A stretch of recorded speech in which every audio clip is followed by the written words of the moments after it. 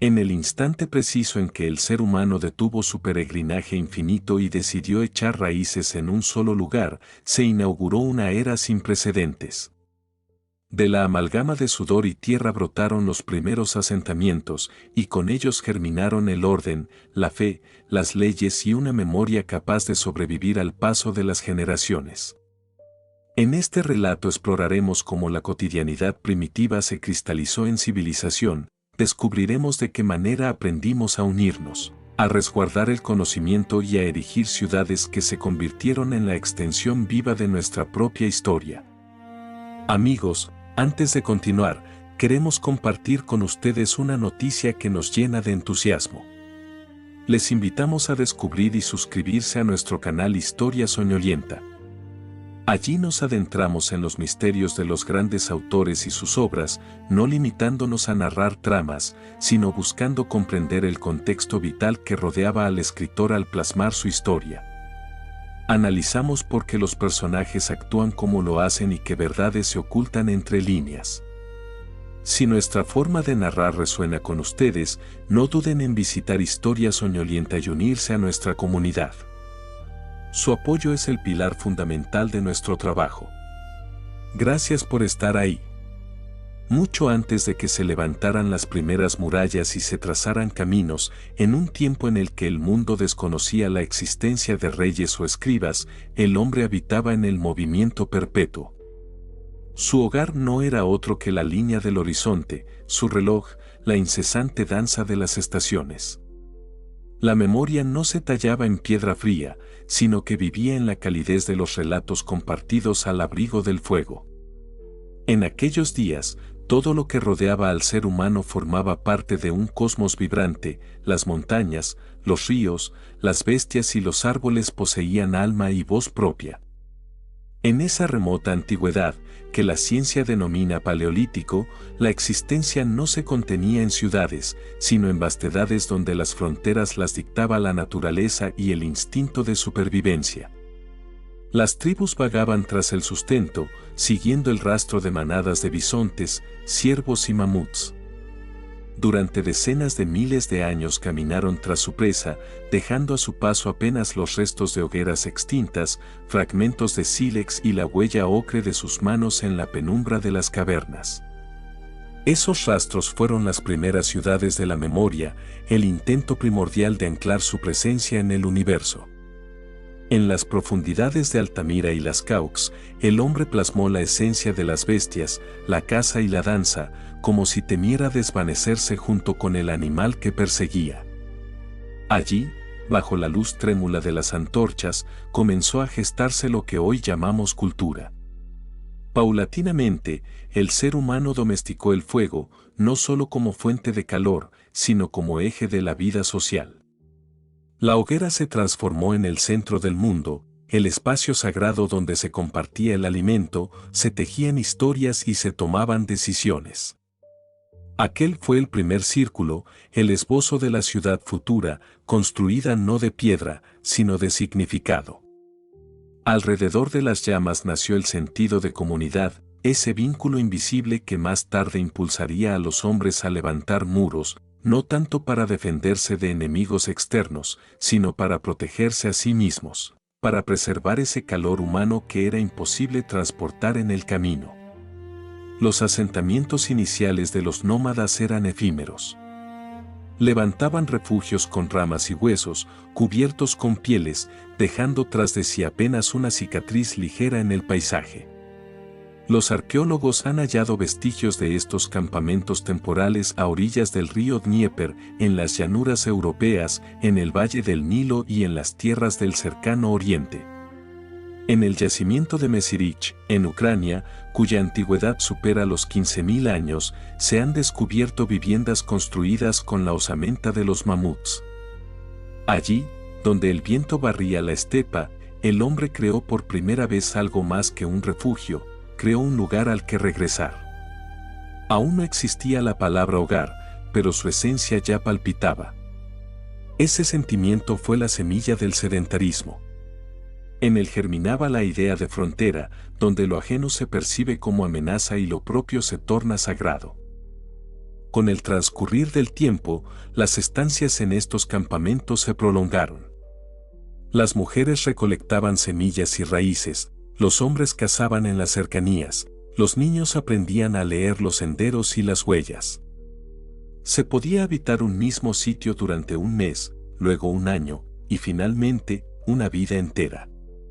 Generación tras generación, se consolidó la noción de que la tierra que pisaban no era solo un camino, sino parte de su estirpe. Así emergió el sentido de posesión, el presagio de la futura ciudad, donde la tierra dejaría de ser un bien común para pertenecer a quienes la habitaban. En las riberas de ríos y lagos, donde el agua y la pesca abundaban, surgieron los primeros grandes asentamientos.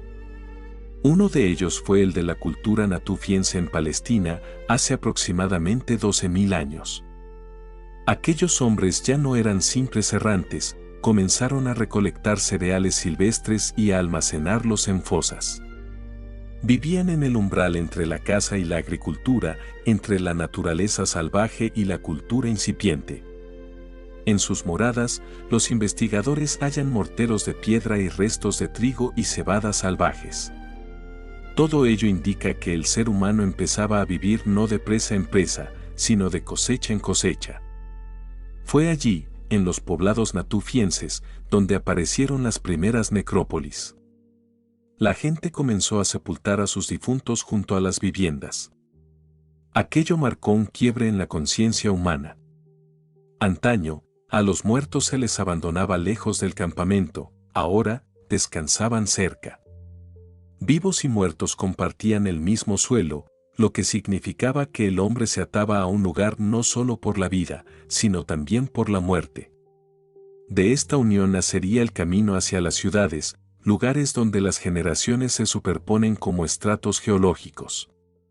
El tránsito hacia el sedentarismo no fue instantáneo. Transcurrieron siglos antes de que el hombre dejara de ver la tierra como un albergue temporal. Durante ese lapso, la estructura misma de la vida mutó. Las tribus evolucionaron en clanes, surgieron los ancianos sabios, los rituales complejos, los primeros almacenes y las formas iniciales de comercio. Todo sucedía con la lentitud del crecimiento de un árbol, pero cada generación legaba algo más que la anterior. En los asentamientos de la Edad de Piedra tardía se encuentran joyas, figuras de hueso y símbolos primigenios. Entre ellos destaca la imagen de la mujer de formas generosas, símbolo de fecundidad. Se la colocaba junto al fuego, confiando en que traería abundancia y protección contra el mal.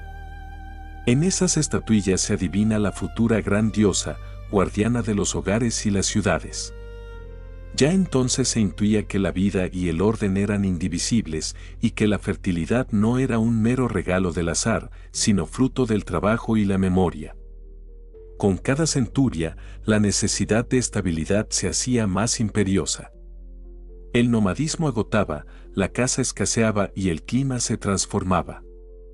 Tras el fin de la última glaciación, alrededor del año 10.000 antes de nuestra era, los valles templados del cercano Oriente, Asia Menor y los Balcanes se convirtieron en cunas de una nueva existencia. En estas tierras, bañadas por los futuros ríos sagrados, el Tigris, el Éufrates y el Jordán, el hombre comprendió que la tierra podía ser su aliada si no la abandonaba. Surgieron los primeros poblados permanentes, erigidos en colinas para evitar las inundaciones. Las chozas se modelaban con arcilla y madera, techadas con cañas. Alrededor crecían huertos y corrales para las bestias. Se comenzó a guardar el grano en silos, a vigilarlo, a evitar el robo. Así nació la necesidad de defensa, de orden, de reglas, esas mismas normas que luego se convertirían en las leyes de las urbes.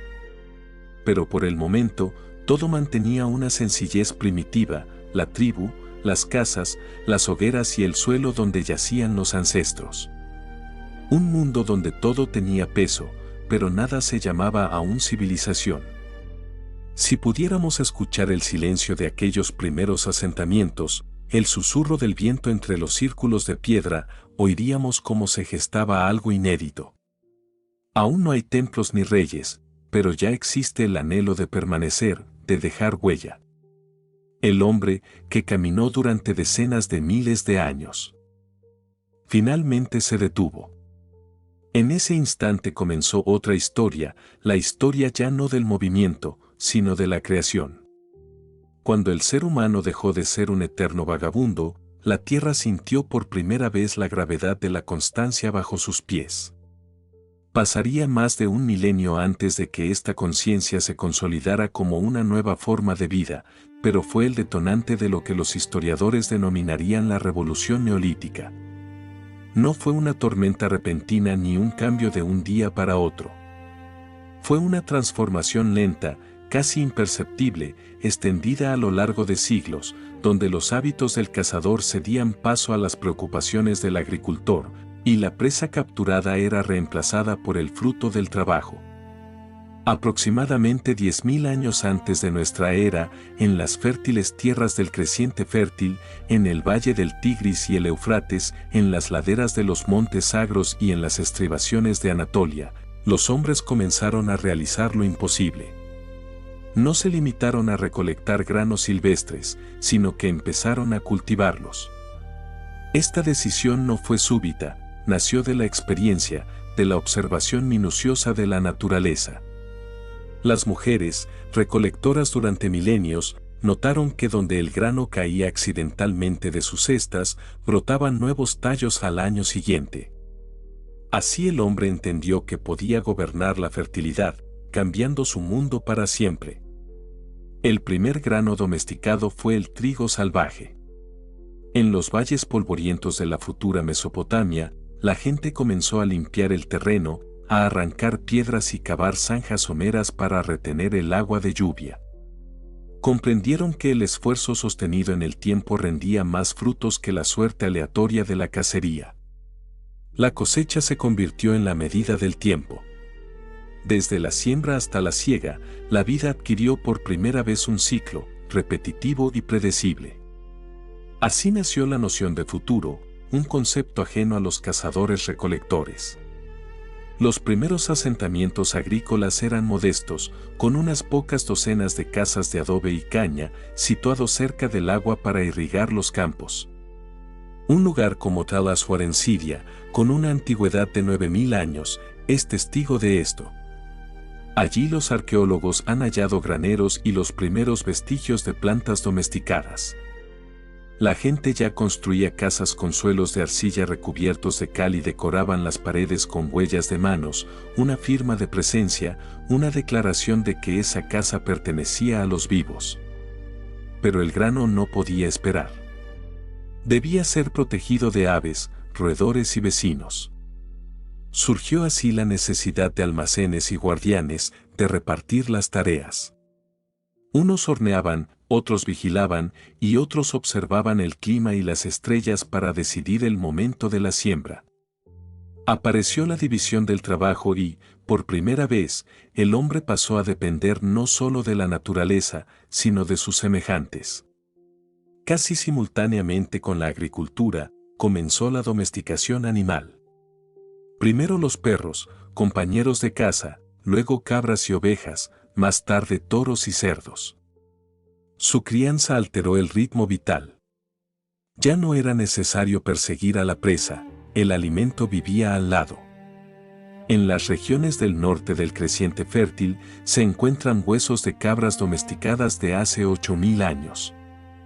Estos animales proveían carne, leche, lana y piel. El hombre comenzaba a crear un entorno autosuficiente, donde cada elemento tenía un propósito. Con el asentamiento surgieron los primeros oficios. De la arcilla nacieron recipientes para el grano y el agua, de la piedra, molinos y hachas, del hueso, agujas y adornos. La cerámica cocida al fuego fue una invención sin la cual es imposible concebir la civilización. Las vasijas de barro no eran solo objetos utilitarios, sino sagrados. En ellas se pintaban símbolos solares, acuáticos y de fertilidad. Guardaban no solo semillas, sino una idea de orden, de la armonía que el hombre empezaba a tejer a su alrededor. Uno de los centros más antiguos de esta nueva vida fue Jarmo, en el norte de Irak. Allí, en las laderas montañosas, hacia el año 8000 a.C., la gente vivía en casas de paredes de tapial encaladas junto a sus cultivos y rebaños. En cada hogar se hallaban molinos de mano, silos y restos de cereales.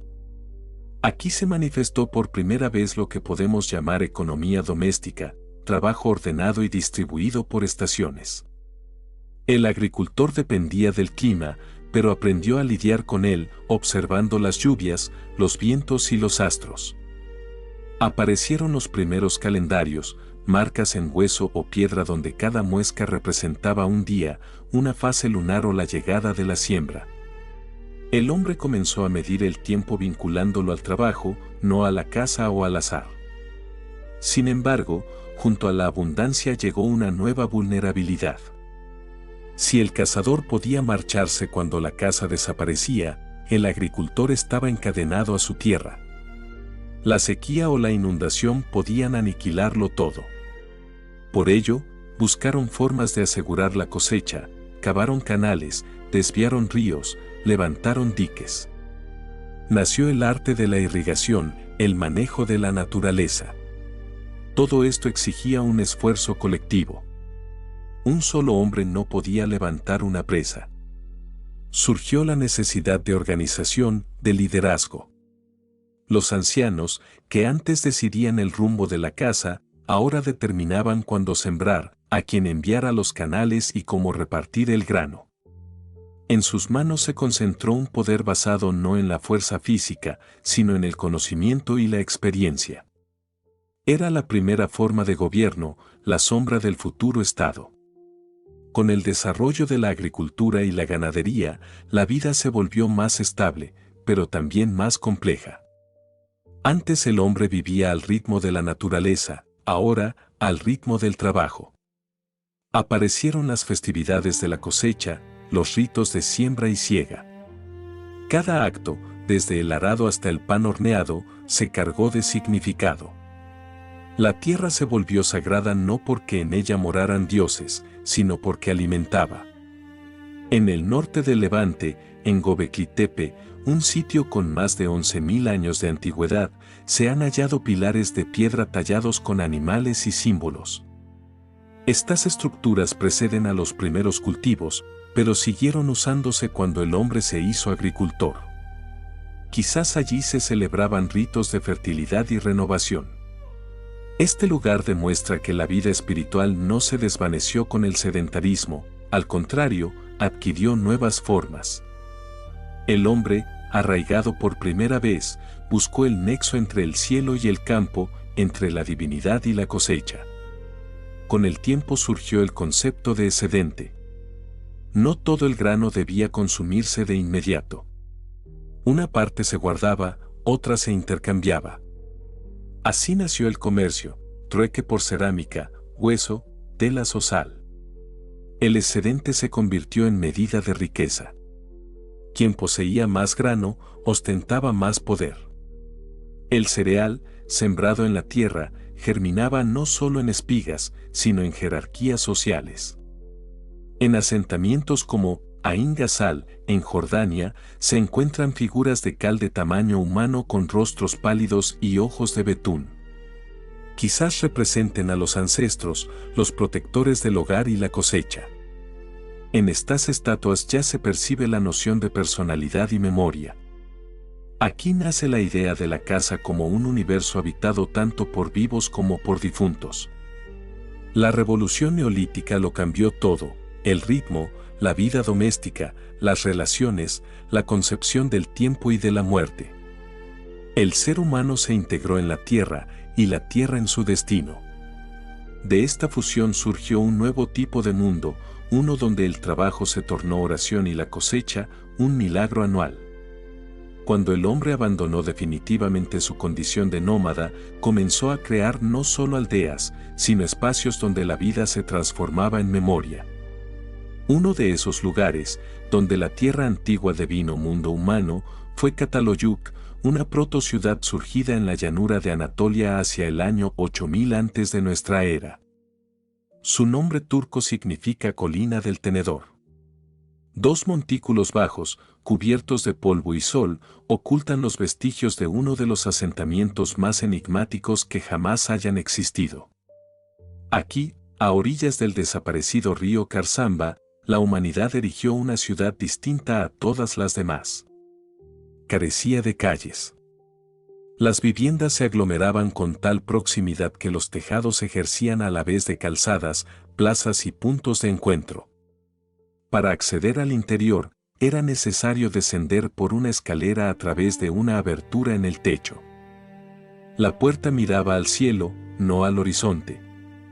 Cada casa estaba imbricada con la de su vecino, formando el asentamiento un único cuerpo vivo, una colmena humana donde las vidas fluían paralelas, sin cercas ni avenidas que las separaran. Los arqueólogos han desenterrado cientos de estas moradas, construidas con ladrillos de adobe crudo. Sus muros y suelos resplandecían bajo capas de cal blanca y sus interiores revelaban una planificación meticulosa. Cada familia poseía su propio hogar, un horno de arcilla, plataformas para el descanso y un rincón sagrado presidido por estatuillas de la diosa madre. Esta figura, protectora de la fertilidad y del fuego doméstico, era representada como una mujer de formas opulentas, a veces entronizada y flanqueada por leopardos. Talladas en arcilla, hueso o piedra, estas efigies, por su abundancia, sugieren que la divinidad no habitaba en templos lejanos, sino que compartía el día a día de cada familia. Pero en Çatalhöyük, la devoción no se limitaba a la diosa. Bajo el suelo de sus propias casas, los habitantes sepultaban a sus muertos. No se trataba de una costumbre fortuita, sino de un profundo acto de memoria. Los difuntos permanecían integrados en el mundo de los vivos. Sus huesos, a menudo teñidos de ocre y envueltos en telas, descansaban bajo los pies de sus descendientes. En ocasiones, separaban los cráneos, los recubrían de arcilla y los pintaban para recrear sus rostros, devolviéndoles la mirada. Es probable que estas cabezas se exhibieran en rituales para recordar que la existencia no es una ruptura, sino una continuidad. Cuando una casa vieja se derrumbaba y se erigía una nueva sobre sus cimientos, el fuego del nuevo hogar se encendía literalmente sobre las cenizas de los antepasados. Así, las generaciones se apilaban como estratos de tierra y la ciudad crecía hacia el cielo, sustentada tanto en ladrillos como en recuerdos. Cuando las excavaciones comenzaron a mediados del siglo XX bajo la dirección de James Mallard, el asombro fue mayúsculo ante la integridad de este mundo. No hallaron palacios ni edificios que pudieran identificarse como templos exclusivos o residencias de caudillos. La uniformidad de las viviendas sugería una ciudad de igualdad, un mundo sin ricos ni pobres donde, probablemente, las decisiones se tomaban en común. Aquella sociedad aún desconocía a los reyes y a los escribas, pero ya albergaba un sentido del orden y la armonía que cimentaría las bases de la civilización futura. En el interior de algunos hogares, los muros cobraron vida con pinturas, escenas de caza, toros inmensos, leopardos y siluetas humanas. En una de las paredes perdura lo que se considera el mapa urbano más antiguo conocido, una trama de casas rectangulares bajo la sombra de un volcán en erupción, el monte Hasan Dağ.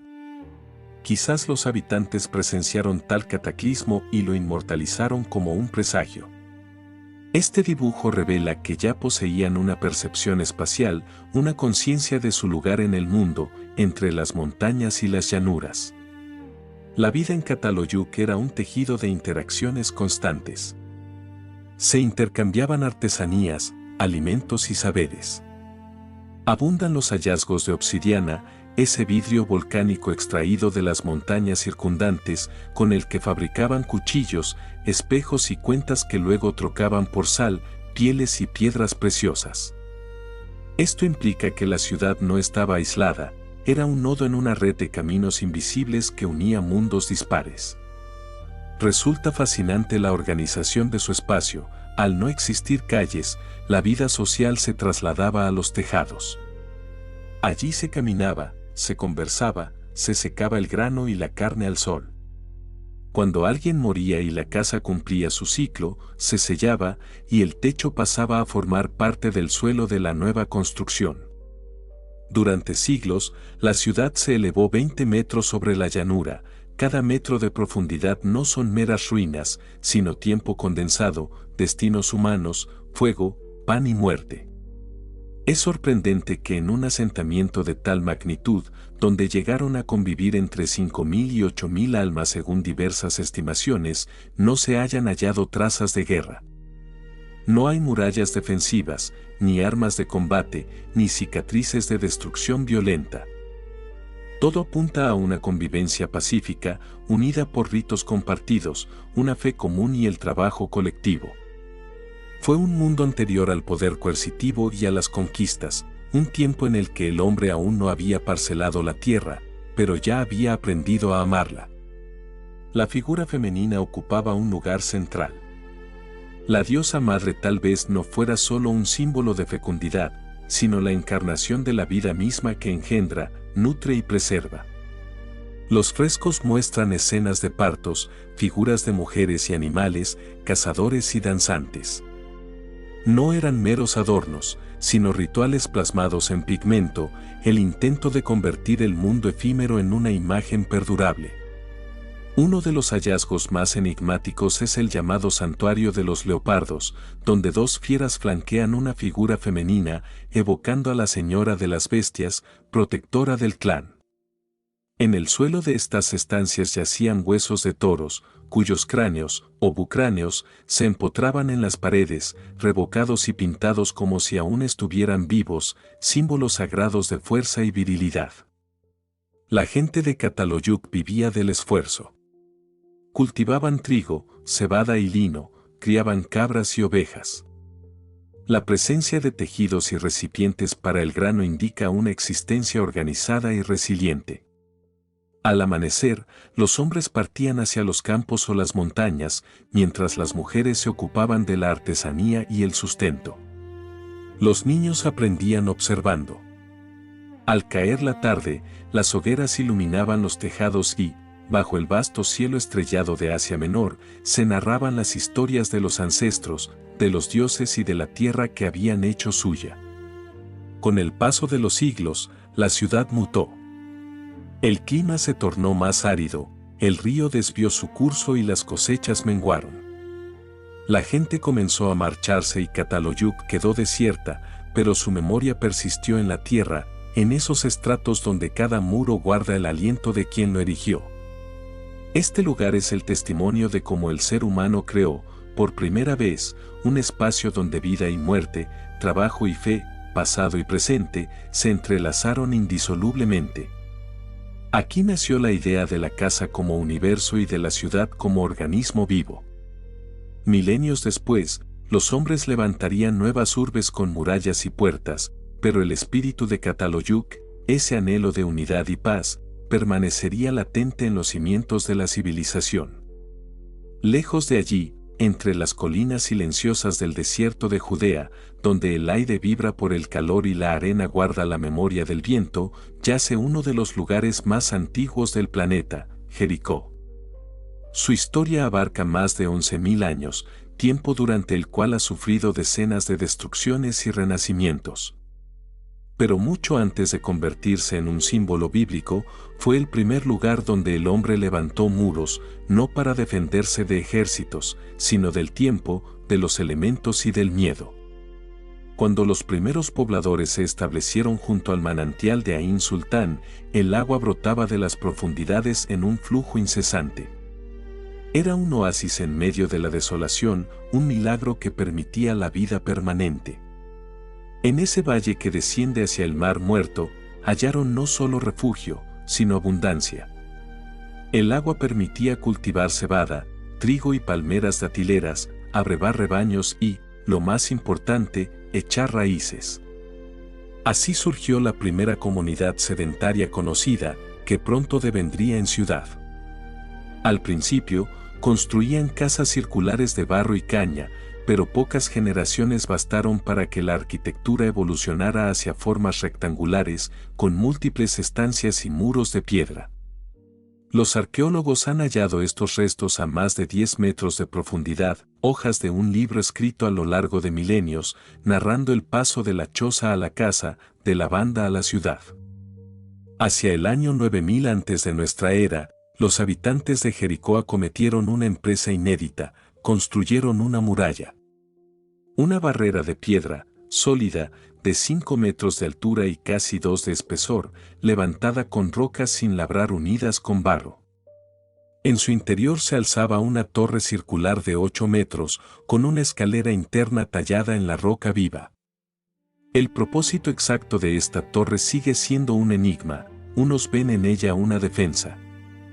Otros un observatorio astronómico o un altar para el culto a los ancestros. Pero algo es innegable, allí, por primera vez, el hombre trazó una línea física entre él y el mundo, entre el orden interior y el caos del desierto. Esa muralla es uno de los símbolos arquitectónicos más antiguos de la humanidad. Más que una defensa militar, era la manifestación de una nueva conciencia. El ser humano se erigía como guardián de su propio espacio, separándose de la naturaleza salvaje. En Jericó cristalizó la percepción de nuestra vulnerabilidad y, simultáneamente, de nuestra fuerza. Aquellos que poco antes dormían bajo las estrellas, ahora se rodeaban de piedra, convirtiendo su asentamiento en una fortaleza de memoria y trabajo. A los pies de la torre, los investigadores descubrieron cráneos humanos cubiertos de yeso, con los rasgos faciales reconstruidos. Esos rostros, con conchas por ojos y pómulos suavemente modelados, parecen observar a través de los siglos. Pertenecían a quienes habitaron el lugar milenios atrás, conservados en los hogares como recordatorio tangible de los antepasados. Este culto es uno de los más arcaicos. La muerte no se ocultaba, se integraba. Bajo el suelo de las viviendas se hallan sepulturas con varias generaciones de una misma familia. La ciudad creció y prosperó. Sus habitantes dominaban la agricultura y el comercio, extraían piedra, moldeaban vasijas y gestionaban el agua que, a través de canales, regaba los campos y retornaba en forma de cosecha. Se consolidó una estructura donde el hombre y su labor formaban un mecanismo único. Los rituales ocupaban un lugar preeminente. Quizás, al finalizar la cosecha, la comunidad se reunía junto a la torre para ver el sol ocultarse tras las colinas, marcando el fin de un ciclo. Esa torre pudo ser su calendario, su templo y su ancla de eternidad. Jericó se erigió mucho antes de la edad del bronce o del hierro. Sin carros de guerra ni armas de metal, todo se sostenía sobre la piedra, la arcilla y la voluntad humana. Su fuerza no residía en los materiales, sino en la determinación de aquellos que, por primera vez, comprendieron que podían alterar el espacio, no solo adaptarse a él. Pasaron los milenios y la ciudad fue destruida y reconstruida una y otra vez, elevando el montículo, o tau, hasta dimensiones imponentes. Los arqueólogos han identificado más de 20 estratos de ocupación sucesiva. En cada nivel, la vida, el trabajo y la memoria se manifiestan de formas distintas, entierros bajo el suelo, murales pintados, murallas más altas. Jericó se convirtió en un organismo vivo que crecía a la par que la historia humana. Aunque el clima cambió y la gente partió en ocasiones, siempre regresaron, atraídos por algo más profundo que las piedras, la certeza de que allí, el hombre había aprendido a desafiar al tiempo. Siglos después, cuando los escribas bíblicos narraron la caída de las murallas de Jericó al son de las trompetas, hablaban, sin saberlo, de un símbolo milenario. Esas paredes se habían levantado no para la guerra, sino para la vida. Hoy, el montículo arqueológico de Tell Sultan guarda los estratos de todas las eras. Ceniza, cerámica, huesos y granos son las palabras de una historia escrita en la tierra.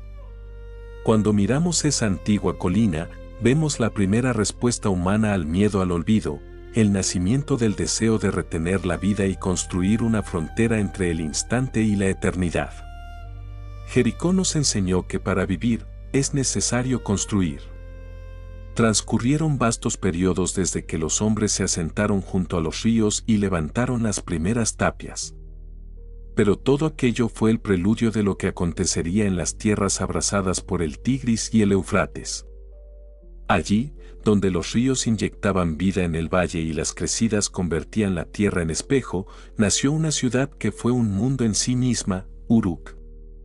Surgida alrededor del año 5000 antes de nuestra era, Uruk fue la primera urbe verdadera, el lugar donde el hombre se sintió parte no solo de un clan, sino de un estado. Cuando en el siglo XIX los arqueólogos comenzaron a excavar la colina de Barca, en el sur de Irak, no imaginaban que estaban desvelando el prólogo de la civilización.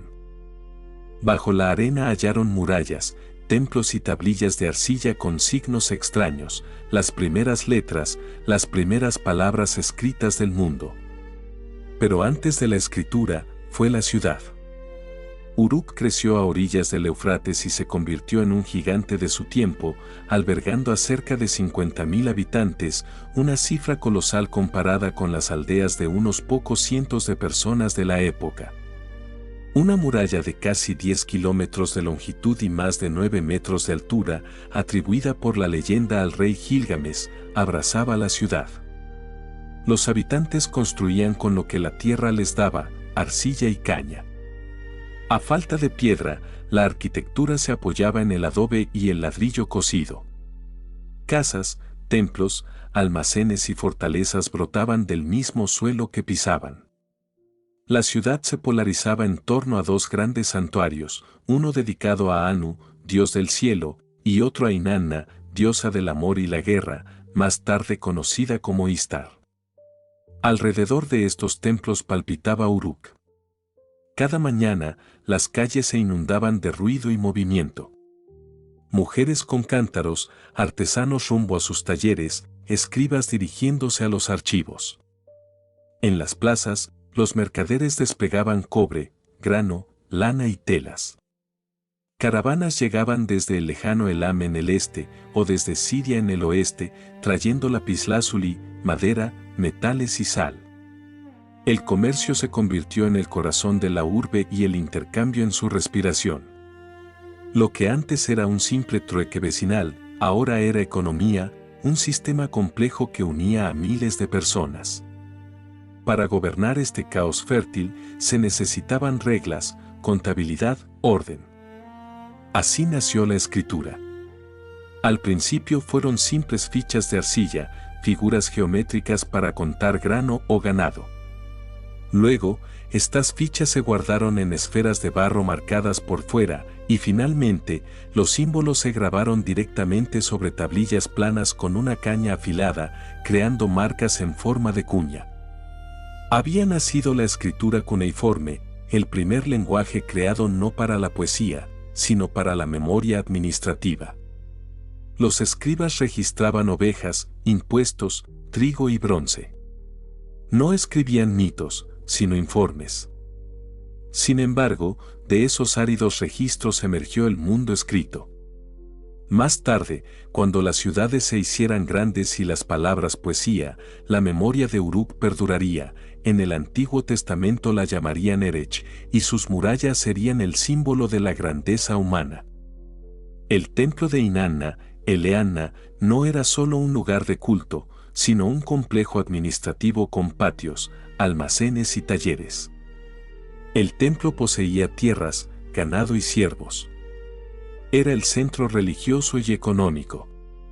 La gente entregaba parte de su cosecha y recibía protección y sustento. Así germinó la idea de la propiedad pública y del poder emanado de los dioses. El templo era también el lugar del archivo. Sentados en bancos de arcilla, los funcionarios anotaban cada transacción, cada deuda, cada jarra de aceite. Estas tablillas, cocidas o secadas al sol, sobrevivieron milenios para contarnos que la historia no comenzó con leyendas, sino con listas de trabajadores y entregas de grano. Eran los primeros pasos de un mundo administrativo donde el poder se sostenía en el orden. Pero Uruk no era solo burocracia. Allí nacieron los mitos que nutrirían toda la cultura de Oriente Próximo.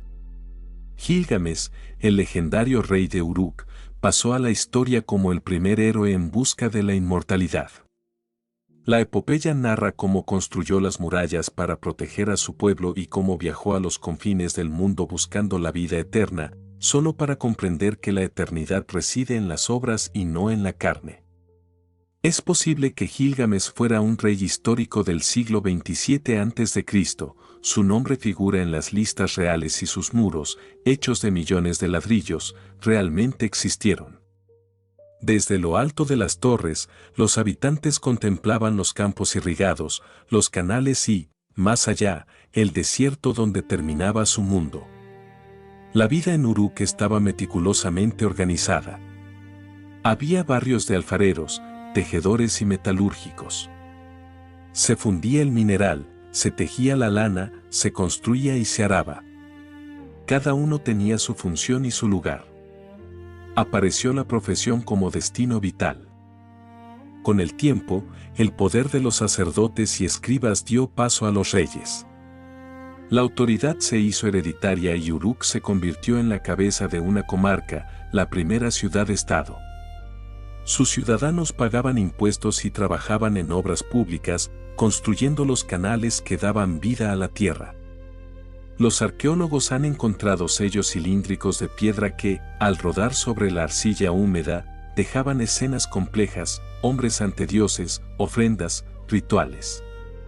Estos sellos son los primeros documentos de identidad y autoridad, donde el poder terrenal busca la sanción divina. Entre los tesoros de Uruk destaca la figura de la diosa Inanna o sus sacerdotisas, simbolizando la vida que fluye. En los templos se celebraban ritos vinculados a los ciclos agrícolas y a las crecidas del río, fusionando la religión con el ritmo biológico de la tierra. Uruk fue el modelo de todo lo que llamaríamos civilización. Allí surgieron el urbanismo, la administración, el mercado y la figura del escriba. Lo que luego se replicaría en Egipto, China, India y Grecia, tuvo su ensayo general en estas llanuras.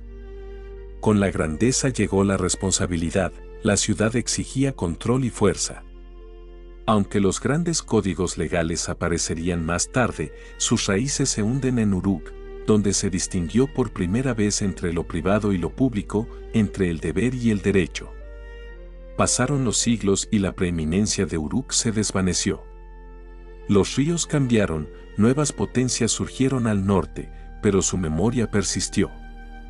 Incluso cuando sus muros cayeron, su nombre siguió vivo en la leyenda. Hoy, al contemplar las ruinas de Uruk perdidas en las arenas de Irak, podemos imaginar el bullicio de sus mercados y el sonido de las cañas sobre la arcilla. Todo lo que define nuestra sociedad, ley, escritura, comercio, arquitectura, nació allí, a orillas del Éufrates. Si en Jericó el hombre construyó muros para defenderse del tiempo, en Uruk construyó una ciudad para conquistarlo, creando un mundo de trabajo, fe y memoria capaz de sobrevivir al olvido. Allí donde el Tigris y el Éufrates divergen para formar un inmenso delta fértil, donde las crecidas primaverales transforman el suelo en un espejo de agua y el sol estival calcina todo rastro de vida, nació un mundo que por primera vez mereció el nombre de civilización. Estas son las tierras de Mesopotamia, el país entre dos ríos. Aquí, el ser humano convirtió finalmente la naturaleza en historia. Aquí surgieron las leyes, los templos, la escritura y los reyes. Aquí resonó por primera vez una palabra que significaba no solo vida, sino orden. Los ríos constituían el alma misma de este territorio. El Tigris fluía con una corriente veloz, peligrosa e inconstante, el Éufrates, más ancho y pausado, resultaba igualmente traicionero. Ambos portaban tanto la fertilidad como la devastación. Cada año, las aguas anegaban los campos, arrasaban los cultivos y depositaban el limo fértil, para luego retirarse y dejar la tierra desnuda bajo el sol. Para sobrevivir, la humanidad tuvo que domesticarlos. Así nació el arte de la irrigación, el dominio del agua del cual dependía todo. Los primeros canales aparecieron ya en Uruk, pero las verdaderas redes hidráulicas se desarrollaron más tarde en Ur, Lagas y Kish. Los canales se extendían por decenas de kilómetros, conectando los campos con los caudales fluviales. El agua se elevaba a mano o mediante mecanismos simples. Todo ello exigía una unión de esfuerzos: construir, limpiar, vigilar que el líquido vital no se perdiera en el desierto. De este modo, el agua se convirtió no solo en fuente de vida, sino en fuente de poder. A la vera de los canales se alzaron los templos. No eran meros recintos de adoración a los dioses, sino verdaderos centros económicos. Los templos poseían la tierra, el grano, el ganado y a los artesanos. Distribuían el alimento, organizaban el trabajo y recolectaban las ofrendas. Cada templo funcionaba como un pequeño estado, y sus sacerdotes fueron los primeros administradores de la historia. Entre esos muros nacía un orden basado no en la fuerza bruta, sino en el deber sagrado. En Lagas, una de las ciudades más antiguas de la Baja Mesopotamia, se conservan inscripciones sobre la construcción de canales. Un gobernante llamado Urnanse dejó escrito que el dios Enki le ordenó llevar el agua a la gente. Estas palabras no son una simple alabanza, sino el reflejo de una filosofía política: el poder es la obligación de cuidar. El gobernante no solo guerreaba, sino que construía. Así surgió gradualmente la imagen del rey justo, no como un caudillo depredador, sino como el pastor de su pueblo. Sin embargo, allí donde hay agua, siempre hay disputa. Los canales no solo unían ciudades, también las dividían. Todos ansiaban más caudal, y por ello estallaban guerras entre las ciudades sumerias. La batalla más antigua conocida por el control del agua enfrentó a Lagas y Uma. Quedó inmortalizada en una estela de piedra hallada por los arqueólogos, la estela de los buitres. Narra la victoria del rey Eannatum, quien defendió las fronteras de su canal y sus tierras. En ella se ven soldados con lanzas, el líder en su carro y aves de rapiña picoteando los cuerpos de los enemigos. Es la primera imagen de la guerra tallada en piedra. Así, la civilización, nacida del trabajo, conoció por primera vez el precio del conflicto. No obstante, ni siquiera las guerras destruyeron los cimientos comunes. Todas las ciudades de Mesopotamia hablaban la misma lengua, el sumerio. Todas veneraban a los mismos dioses.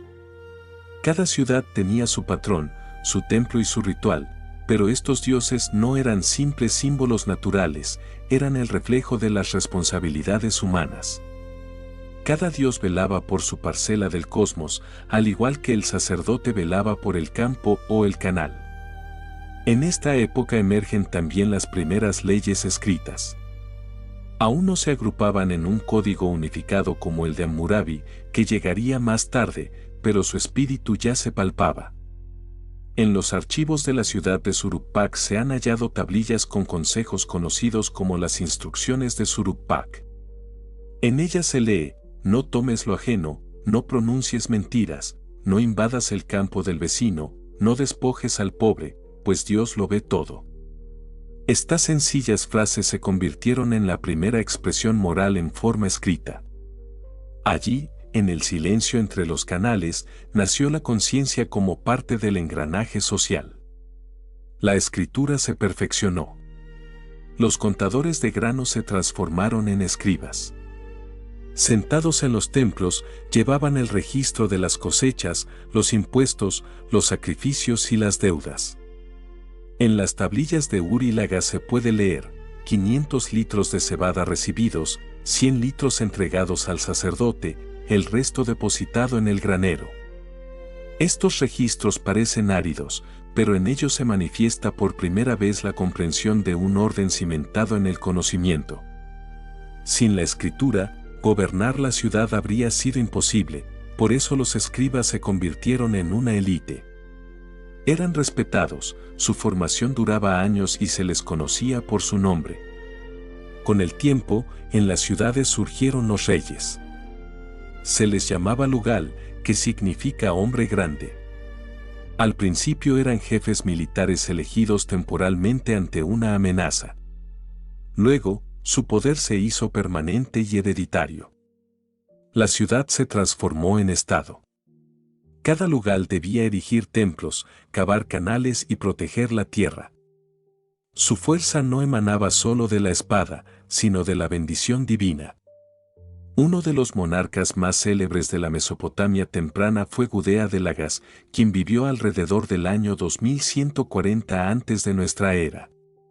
En su honor se conservan numerosas estatuas.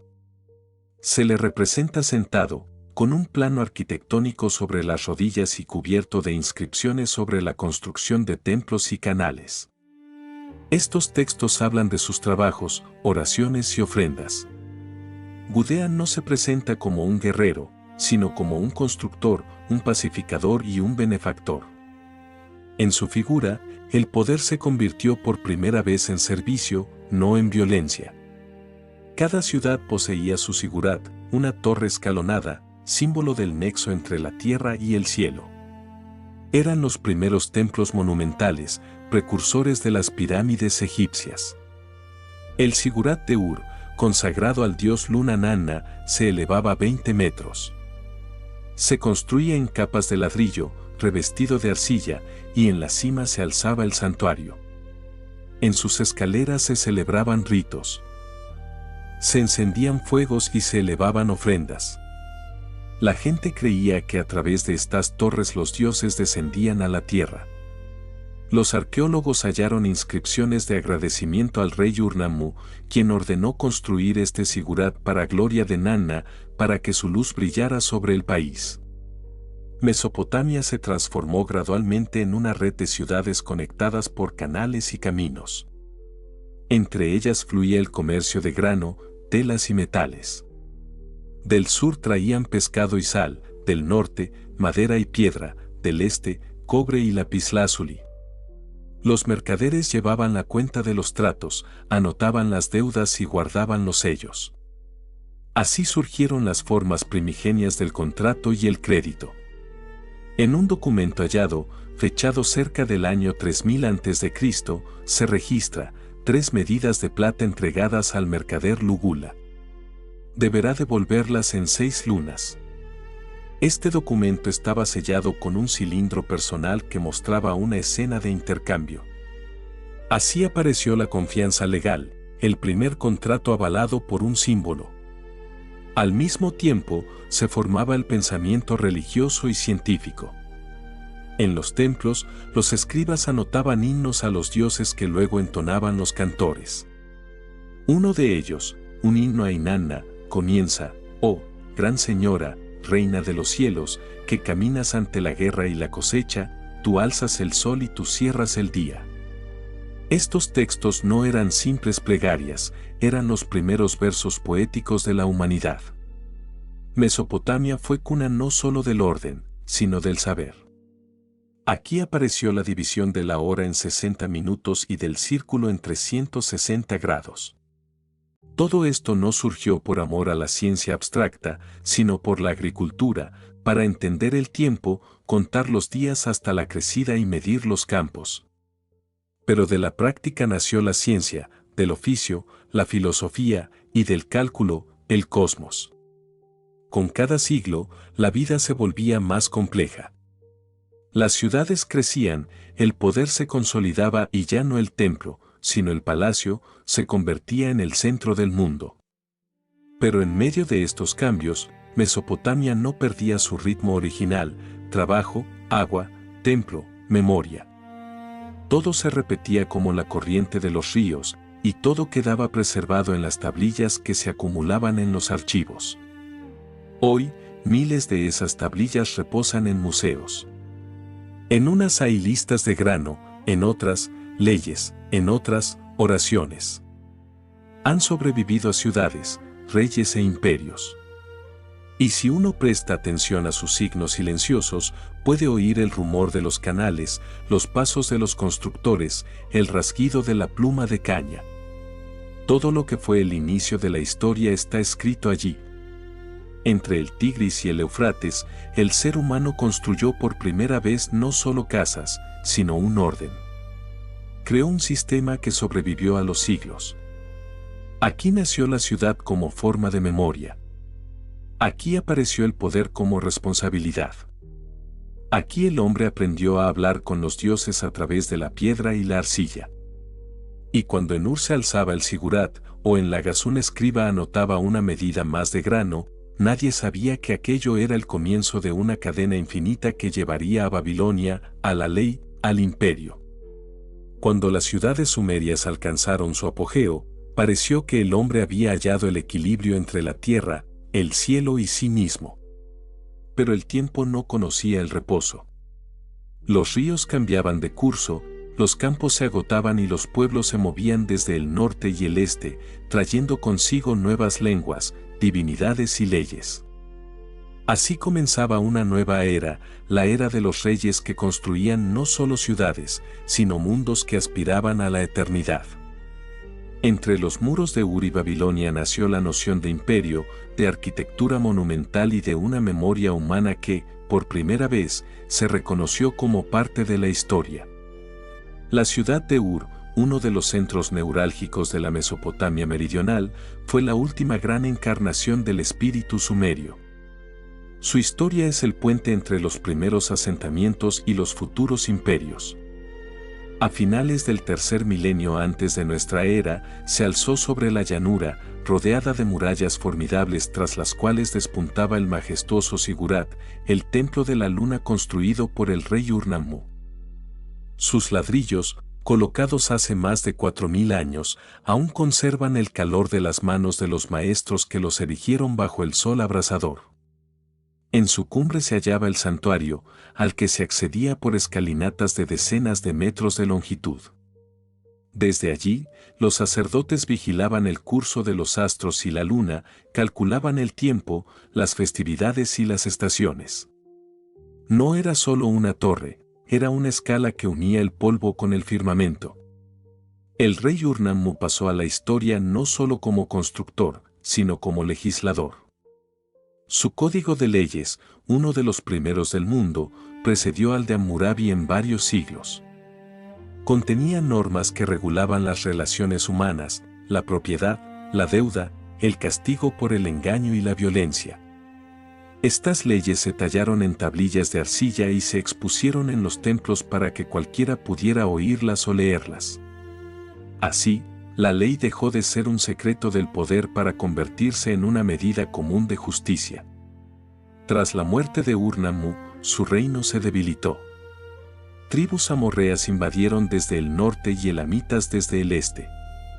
Babilonia, que entonces era apenas un asentamiento menor, heredó su espíritu.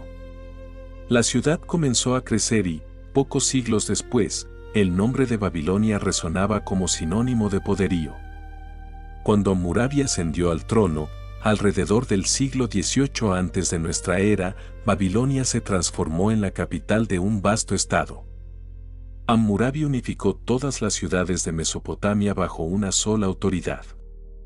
Su reinado marcó un punto de inflexión. Por primera vez, el hombre creó no solo una ciudad-estado, sino un imperio regido por una ley unificada. El Código de Hammurabi, una estela de piedra negra de casi 2,5 metros de altura en la que se grabaron más de 300 leyes, es el testigo de esta era. En la parte superior se representa al propio rey de pie ante el dios del sol, quien le entrega el cetro y el anillo, símbolos de autoridad y rectitud. Las leyes abarcaban todo: comercio, matrimonio, castigos, herencias, construcción. Comenzaban con estas palabras: yo, Hammurabi, elegido por Dios para establecer la justicia en la tierra, para que el fuerte no oprima al débil. Estas palabras se convirtieron en uno de los primeros manifiestos de la razón humana, afirmando el orden a través del verbo escrito. Babilonia no era solo un lugar de leyes, era una ciudad donde todo se subordinaba a la idea de grandeza. Sus calles estaban pavimentadas con ladrillo, las casas adornadas con relieves y las puertas recubiertas de azulejos vidriados de azul profundo. Las más famosas, las puertas de Istar, erigidas más tarde bajo el rey Nabucodonosor II, hunden sus raíces estilísticas en esta antigüedad profunda. Babilonia se construyó como un reflejo del orden celestial. Sus calles se trazaron en ángulos rectos y el centro lo ocupaba el complejo del templo dedicado al dios Marduk. Marduk se convirtió en la deidad suprema de la nueva época.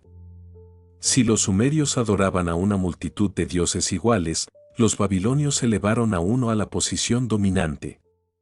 Marduk no era solo el patrón de la ciudad, sino el símbolo del cosmos, la encarnación del orden creado a partir del caos. En el poema Enuma Elish, grabado en tablillas, se narra cómo Marduk derrotó a la dragona Tiamat, personificación de las aguas primordiales, y de su cuerpo creó el cielo y la tierra. Este mito refleja la esencia de la cosmovisión babilónica, la victoria de la razón, la ley y la medida sobre el caos informe. En tiempos de Hammurabi, la cultura babilónica alcanzó un florecimiento inusitado. Se copiaban los antiguos textos sumerios, se creaban diccionarios, se traducían himnos y mitos. Los templos se convirtieron en centros de ciencia. Allí se contaban las estrellas, se medía el tiempo, se elaboraban calendarios. Los sacerdotes babilonios notaron que el movimiento de los planetas se repetía, que se podían predecir los eclipses y comenzaron a registrar observaciones que sentarían las bases de la astronomía. El comercio unía a Babilonia con todo el mundo conocido. De Persia traían lapislázuli, de Siria, cedro, de Arabia, incienso, de la India, piedras preciosas. Los mercaderes navegaban por el Éufrates en barcas de caña cargadas de grano, vino, cerveza, telas y cobre. La ciudad vivía con estruendo. En ella resonaban voces en múltiples lenguas. En las calles se vendía pescado, pan y dátiles. Al atardecer tocaban los músicos y en los templos cantaban los sacerdotes. Todo en ella proclamaba que el hombre había salido definitivamente del reino de la naturaleza para crear su propio mundo de orden humano, trabajo y luz. Pero Babilonia no era solo una urbe terrenal, era un símbolo. Su sigurat, llamado Etemenanki, que significa casa del fundamento del cielo y la tierra, se convirtió en el centro del mundo. 7 terrazas se elevaban una sobre otra, cada una pintada de un color distinto, y en la cima se hallaba el santuario de Marduk. Este sigurat, según la tradición, inspiró la imagen bíblica de la Torre de Babel. Los arqueólogos han hallado sus cimientos, un cuadrado de más de 90 metros de lado. Desde allí se dominaba la vista de toda la ciudad, el río, los campos y los palacios. No era una simple construcción, sino la expresión de la voluntad humana hacia la eternidad.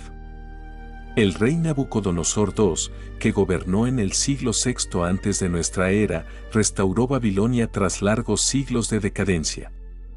Reforzó las murallas y construyó los jardines colgantes para su esposa Amitis, con el fin de recordarle las montañas de su patria. Estos jardines, descritos por autores antiguos, se convirtieron en una de las maravillas del mundo. Terrazas regadas por un ingenioso sistema de elevación de agua, adornadas con árboles, palmeras y flores, que debían parecer una cascada verde en medio de la arena. Su existencia real aún suscita debates, pero la idea misma refleja la esencia de la época. El hombre deseaba que la naturaleza sirviera a la belleza, que el trabajo venciera la aridez de la tierra. Babilonia se convirtió no solo en centro de arquitectura, sino de pensamiento. Aquí se escribió la epopeya de Gilgamesh en su forma definitiva, la historia del rey que buscó la inmortalidad y comprendió que la eternidad vive en las obras. Este texto, hallado en 12 tablillas en la biblioteca del rey asirio Asurbanipal, es la primera obra filosófica de la humanidad. Con el tiempo, Babilonia se transformó en leyenda. Sus murallas, según los viajeros antiguos, eran tan anchas que 2 carros podían cruzarse sobre ellas. Pero la grandeza no salvó a la ciudad de su destino. El rey persa Ciro el Grande entró en Babilonia sin batalla en el año 539 a.C. Las crónicas cuentan que los propios habitantes abrieron las puertas, fatigados del peso del poder. La ciudad pasó a ser parte de un nuevo imperio, pero su nombre sobrevivió a la conquista.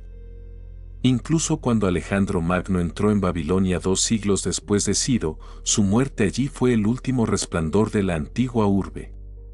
Cuentan que quiso restaurar su grandeza, hacer la capital del mundo, pero no tuvo tiempo. Babilonia, al igual que Ur, se convirtió en la imagen de la ciudad eterna, el lugar donde el hombre intentó detener el tiempo. Sus muros, templos y sigurats no eran solo piedra, sino símbolos del anhelo de orden, armonía e inmortalidad.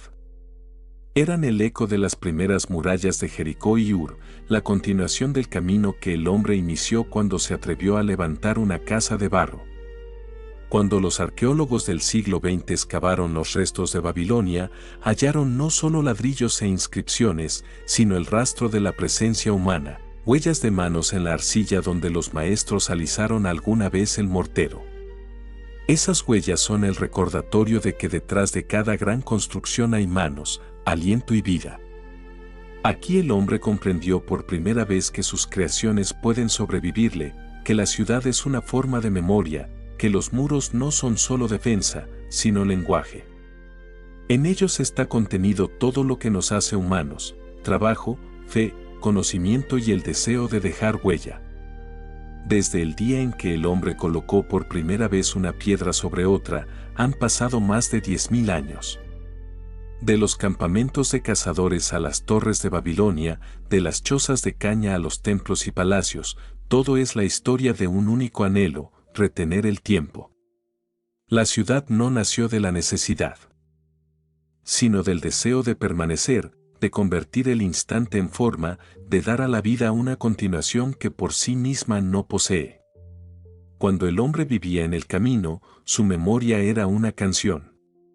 Cuando se asentó, se convirtió en casa. Pero cuando construyó la ciudad, la memoria se transformó en espacio, donde cada muro, cada plaza y cada camino se volvieron una extensión de su mente. La ciudad se convirtió en la imagen del ser humano, complejo, contradictorio, mortal y eterno a la vez. Las primeras ciudades eran pequeñas, pero ya en ellas habitaba una idea que jamás desaparecería. En ellas el hombre intentó unir la tierra y el cielo, el trabajo y la fe, la vida y la muerte. Construyó porque comprendía que solo lo edificado es capaz de resistir al olvido. En la piedra vio no solo un material, sino la forma del tiempo: arcilla, ladrillo, arenisca. Todo ello no eran meros medios, sino símbolos de constancia. Cuando decimos ciudad, no hablamos de muros, sino de memoria. Cada una de las antiguas urbes no fue simplemente un asentamiento, sino un ser vivo donde las generaciones se sucedían como la respiración. La gente moría, pero las casas permanecían. Se reconstruían, se ampliaban, se reforzaban. Y así, cada nuevo ser humano vivía sobre la vida de otro. Las ciudades se convirtieron en libros estratificados donde se pueden leer los siglos. Los arqueólogos que excavan las antiguas colinas lo ven literalmente, capa tras capa, vivienda tras vivienda, época tras época. Estas ciudades son como inmensos archivos de la voluntad humana, pero tras la forma material siempre hubo una espiritual. La ciudad se convirtió en el espejo del alma. En ella el hombre separó por primera vez la luz de la tiniebla, el centro de la periferia, el templo del mercado, el poder del hogar. Todo lo que más tarde sería la base de la sociedad humana tomó forma por primera vez entre muros urbanos. Aquí surgió la idea de ley, propiedad, deber, orden. Aquí el hombre aprendió a vivir no solo en medio de la naturaleza, sino en medio de otros hombres. La ciudad cambió la percepción del tiempo. En la urbe, el tiempo se volvió colectivo. Se medía por construcciones, fiestas, cambios de poder. El hombre sintió por primera vez que no solo vivía, sino que participaba en una causa común. pero junto a ello, la ciudad fue también una prueba. Allí donde hay mucha gente nacen la ambición, la codicia, la envidia y el poder. En Babilonia, como en Ur, junto a los templos se alzaban los palacios, junto a las leyes aparecían las injusticias, junto a la grandeza, la decadencia. La ciudad siempre ha sido un lugar de dualidad. Elevaba y destruía, otorgaba memoria y engendraba olvido. En ella nacían dioses y tiranos, poetas y guerreros. Se convirtió en la arena donde el ser humano se conoce a sí mismo. En la ciudad nace la cultura, el arte, la escritura, la filosofía. Allí donde hay muros surge la posibilidad de pensar en lo que hay más allá de ellos. Precisamente en las ciudades el hombre aprendió a reflexionar sobre el sentido, la justicia y el destino. La ciudad se convirtió en el laboratorio del espíritu humano, donde el trabajo se transforma en conocimiento, el conocimiento en palabra y la palabra en ley. En las tablillas sumerias halladas entre las ruinas hay versos dirigidos a la ciudad de Nippur: «Oh ciudad, tú eres como una madre que da pan y vida, tú guardas el destino de todos los que en ti habitan». Estas palabras, escritas hace 5000 años, resuenan hoy. La ciudad se convirtió para el hombre en lo que antes era el mundo, el lugar donde nace, vive y muere, donde siente la presencia del tiempo. La arquitectura no es solo el arte de construir, sino también una forma de hablar. Cada ladrillo es un pensamiento. Cada camino es voluntad. Cada templo es una pregunta. ¿Para qué construimos? ¿Por qué no nos bastan el cielo y la tierra? ¿Por qué el ser humano, viviendo en la naturaleza, sigue ansiando levantar muros y torres? La respuesta, probablemente, reside en que en cada persona vive la necesidad de dejar un rastro. La ciudad se convirtió en una forma de memoria. No pertenece a una sola generación. Sobrevive a sus creadores. La ciudad es el lugar donde el hombre lucha contra la muerte no con la espada, sino con el trabajo. Construye porque sabe que no es eterno y quiere que al menos algo de sus manos viva más tiempo. Por eso todas las grandes ciudades se construyeron no por comodidad, sino por memoria. Hoy las ciudades son diferentes. Se han elevado más alto que los zigurats, se han extendido más lejos de lo que pudieron soñar los reyes de la antigüedad. Pero la esencia sigue siendo la misma. Seguimos construyendo para vivir juntos, para recordar, para ver en la piedra nuestro propio reflejo. La metrópolis moderna es el mismo Uruk, solo que crecido en el tiempo. Caminamos por calles donde en lugar de arcilla hay cristal, en lugar de tablillas hay pantallas, pero somos los mismos seres humanos buscando orden en el caos. Cada ciudad es una respuesta al miedo a la desaparición. Está creada para recordar: el hombre estuvo, el hombre está, el hombre estará. Muros, torres, plazas son las formas de su voluntad. Se derrumban, pero el sentido permanece. La ciudad es una oración dirigida al futuro. Cuando los arqueólogos limpian de arena una nueva ruina, no solo encuentran ladrillos, devuelven una voz. Y esa voz no suena desde la antigüedad, sino desde el corazón mismo del tiempo humano. Dice: nosotros estuvimos, nosotros construimos, nosotros creímos que el trabajo podía vencer a la muerte. Y por eso las ciudades no son solo piedras, son destinos. Son la continuación del ser humano que no se resignó al silencio y al vacío. Son la prueba de que el espíritu que una vez levantó un muro sobre la tierra no se extinguirá mientras en esta tierra viva al menos un hombre capaz de decir: yo construiré.